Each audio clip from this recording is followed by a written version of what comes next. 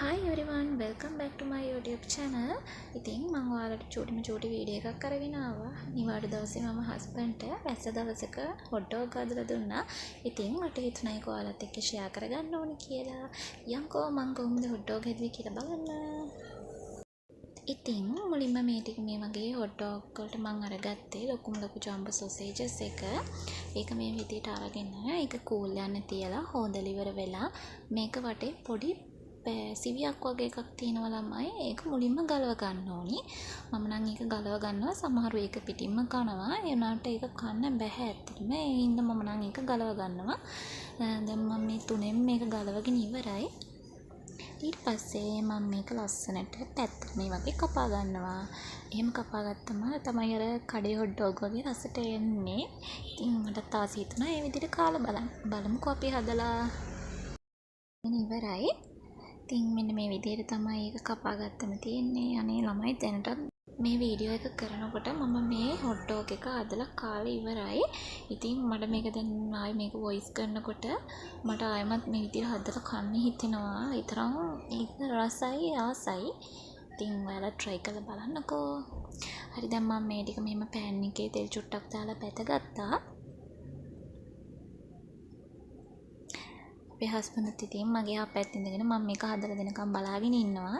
ඉතින් එයාට හදන්න නෙමෙයි උනේ කන්න. එයා මට උදව් කරන්නේ නැහැ. ඒ වුණාට ඉතින් මම එයාට එක කෑම වර්ග වගේ හදලා දෙනවා. දැන් මම මේ හදන්නේ බන් එක කපා ගන්න. බන් එක ළමයි මට වැරදුනා. මම මුලින්ම මේක පැත්තෙන් කැපුවේ. ඒ වුණාට පැත්තෙන් කැපුවට පස්සේ මට මතක් වුණා සොසේජස් එක පැත්තෙන් දාන්න බැහැනේ. ඉතින් මැදින්නේ දාන්නේ. ඒ හින්දා මම ආයේ ඒක මැදින් කපා ගත්තා. ඒක අවුලක් වුණ නැහැ. පැත්තෙන් කැපුවා කියලා ඒක ෂේප් එකේ හැමම තියලා මැදින් අරක කැපුවා. ඊට පස්සේ මම මේක පෑන් එකට දාලා ඉවරලා මේ වගේ චුට්ටක් ෆ්‍රයි කරගත්තා. ඒ කියන්නේ මේ අර බන් එක ගෙනාම නිකන් ඒක සොෆ්ට් වැඩි. ඉතින් හස්බන්ඩ් කිව්වා චුට්ටක් ඒක රත් කරලා ගන්න කියලා. එයා ගොඩක් වෙලාවට කන්න කැමති ක්‍රිස්පි. ඉතින් ඒ විදිහට තමයි මම චුට්ටක් එයාට හදලා දෙන්න හැදුවේ අද. මේ තියෙන බැදගත්තු සොසේජස් ටික අර තියෙන්නේ මගේ බන් ටික. මේක ළමයි මම මේ කීල්ස් එකේ මේ බන් එක අරන් ආවේ. මේ බන් එකේ පැකට් එකේ බන් දෙකක් තියෙනවා. වැඩි ගාණක් වෙන්නේ නැහැ. රුපියල් 200ක් උනේ. සොසේජස් එකත් මහ ලොකු ගාණක් උනේ නැහැ.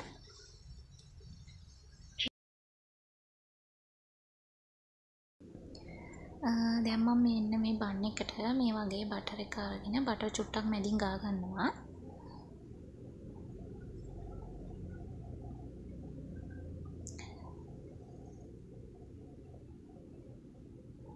දැන් ඉතින් තියෙන්නේ මෙන්න මේ විදිහට සොසේජස් එක මෙන්න මේකට ඔබා ගන්න තමයි. ඔන්න ඔය විදිහට තමයි දැන් මගේ සොසේජස් බන් එක හොට් ඩොග් එක තියෙන්නේ. දැන් මම මේ පොඩි මයොනයිස් ටිකක් ගා ගන්නවා. මයොනයිස් ගාන කලින් ළමයි මම මේකට ලුණු කුඩු චුට්ටක් ගත්තා. මේ මොකද බන් එකේ ලුණු නැහැනේ. ඊට පස්සේ තමයි මම මේ මයොනයිස් එක අරගෙන මයොනයිස් ටිකක් අතර වටින්ම ගාගත්තා. මයොනයිස් ගාලා ඉවරලා මේකට සෝස් දාගත්තා ළමයි. සෝස් උත් දාගන්න. සෝස් දැම්මේ නැත්නම් කන්න බෑ. රහ නැහැ. අනිවාර්යෙන් සෝස් දාගන්න.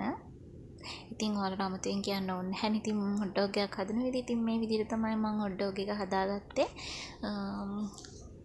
අපි දැන් බලමු කාලා කොයි වගේද රස කියලා. ඔකටම කලින් අපි හස්බන්ඩ්ට දෙමු මේක කොහොමද රසද බලන්න කියලා.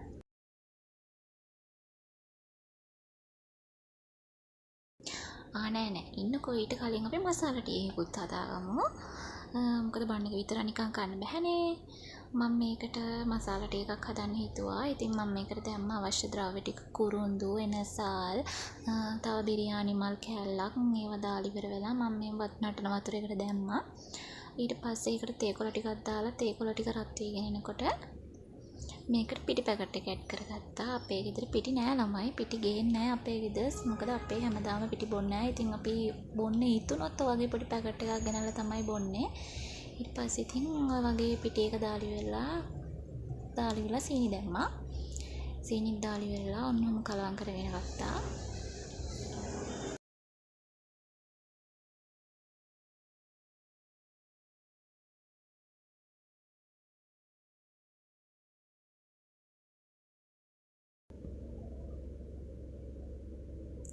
මේක නම් ළමයි මට ආයෙත් බොන්න හිතෙනවා. මං ඉස්සර අපේ හස්බන්ඩ්ලා ගෙදර ඉන්නකොට නම් එයාලට ගෙදර අයට නිතරම වගේ මේක අදලා දෙනවා. ඒ වුණාට මං අපි දෙන්න තනියෙන් ජීවත් වෙන්න ගත්තට පස්සේ හස්බන්ඩ් මේක වැඩිය හදලා දුන්නේ නැහැ. ඔය පළවෙනි පාර තමයි අපි ගෙදරට ආවට පස්සේ ඔය හදන්නේ. ඉතින් අපි බලමු හස්බන්ඩ්ට දීලා එයාගේ රියැක්ෂන් මොන වගේද කියලා. ඊට පස්සේ මම මේක අපි දෙන්නට කෝප දෙකකට දාගත්තා.